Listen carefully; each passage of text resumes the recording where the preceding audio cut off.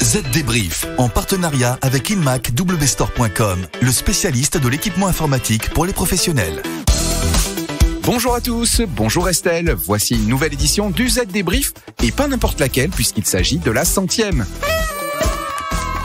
100 épisodes déjà, et en un peu plus de 2 ans et demi, c'est quelque chose tout de même. C'est clair, 100 épisodes à se supporter, je ne sais pas comment nous avons fait. Et ce n'est pas fini. Allez, revenons à l'actualité numérique de la semaine. De quoi va-t-on parler, Estelle ? Eh bien tout d'abord d'une grande idée qui paraît simple sur le papier, mais plus compliquée dans les faits. L'instauration d'un chargeur universel pour nos appareils.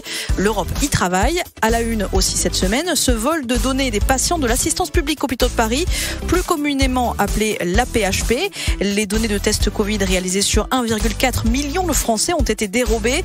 Et le moyen utilisé pour le faire laisse à penser que c'est une opération de grande ampleur. On va aussi parler de cloud computing et d'open source qui sont les deux compétences cruciales à acquérir pour les informaticiens dans les mois à venir. Notre chiffre clé de la semaine concernera, lui, les dépenses croissantes des clients pour les services d'abonnement en ligne. 15% de dépenses en plus aujourd'hui par rapport à 2018. Enfin, dans notre chronique pratique cette semaine, on vous donnera quelques conseils pour surveiller vos adolescents grâce aux outils numériques. Allez, le 100e épisode du Z Débrief, c'est parti. Les dernières infos. Pour commencer donc, cette bonne nouvelle concernant les connecteurs de nos smartphones. Bientôt, un seul pourra nous servir à recharger tout un tas d'appareils. Oui, la Commission européenne vient d'amender un texte qui vise à mettre en place une solution de charge commune et le choix se porte sur l'USB-C.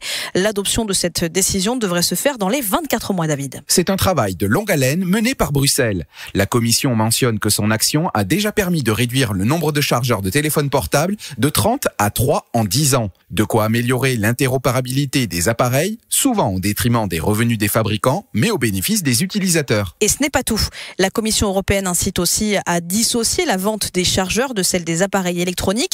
L'idée, réduire l'empreinte environnementale liée à la production et à l'élimination des chargeurs. Et ce n'est pas un petit sujet. Les Européens ont acheté l'an passé 420 millions de téléphones mobiles. Ils possèdent en moyenne 3 chargeurs, mais n'en utilisent seulement que 2 régulièrement. Or, les chargeurs, dont tout un chacun se débarrasse chaque année, représentent 11 000 tonnes de déchets électroniques.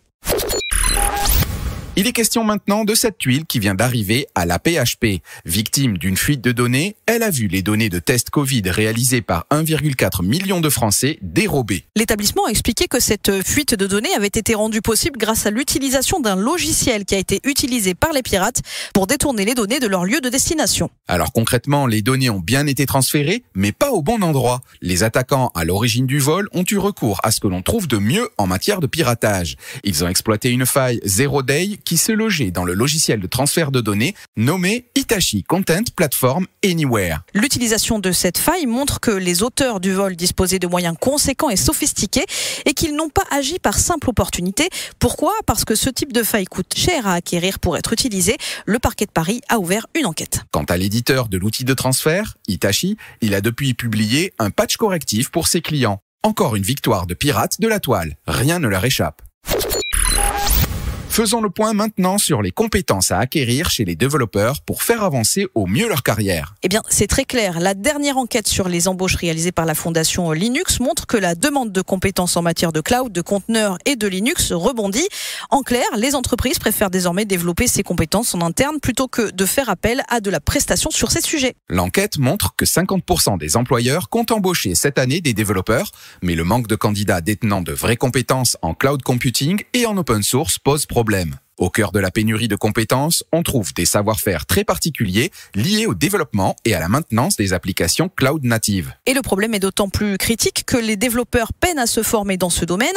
Il manque aussi de documentation pour les projets open source liés à ces technologies de développement d'applications qui tournent directement sur des ressources de cloud computing, ce qui rend leur travail quotidien moins performant. Résultat, un grand nombre de professionnels réclament davantage de possibilités de formation à leur employeur. Les employeurs répondent, eux, qu'ils donnent la priorité aux investissements en formation pour combler les lacunes en matière de compétences. Mais cela suffira-t-il ? Donc, pour résumer, dans l'ordre, les compétences demandées par les DSI sont tout d'abord les technologies cloud computing et de conteneurs, puis des compétences sur Linux, ensuite les technologies réseau et cybersécurité.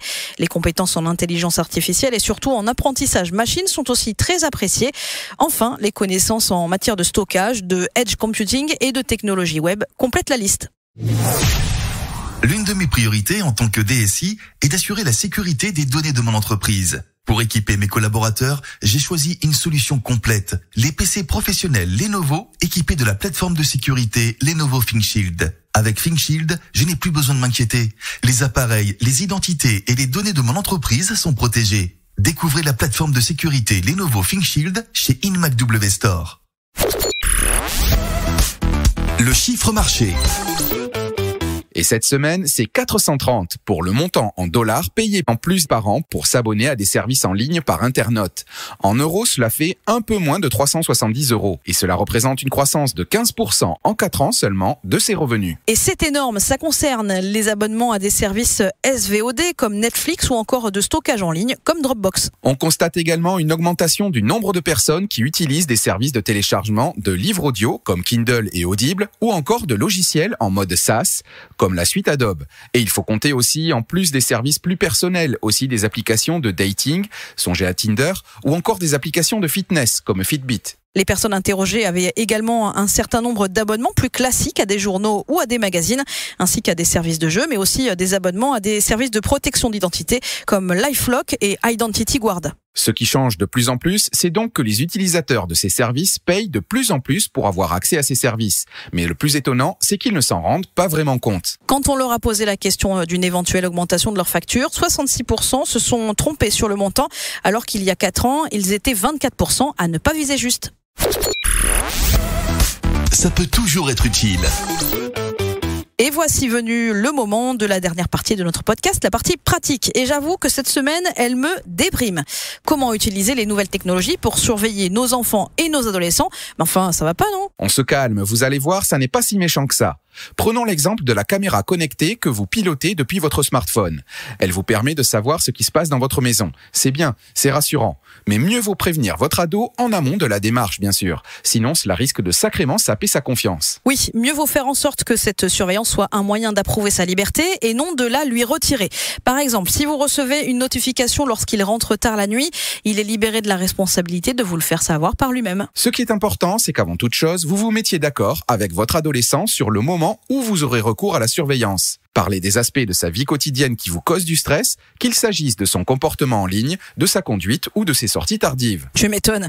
Et puis il y a aussi l'environnement de l'ado. Si ses amis ne sont pas surveillés par leurs parents de la même manière, cela peut créer des ennuis. Mieux vaut en discuter avec les autres parents et établir des normes communes en ce qui concerne par exemple les couvre-feux et l'utilisation d'Internet. En bref, si vous utilisez la technologie pour surveiller votre adolescent, ne le faites pas à la légère. Le risque sinon, c'est bien de casser les liens de confiance. Parlez-en avec lui et n'ayez pas peur de le faire, car selon une étude récente, une majorité d'adolescents sont en fait favorables à l'utilisation du contrôle parental par des moyens numériques. En clair, cela souligne le fait que la plupart des jeunes comprennent les préoccupations des parents.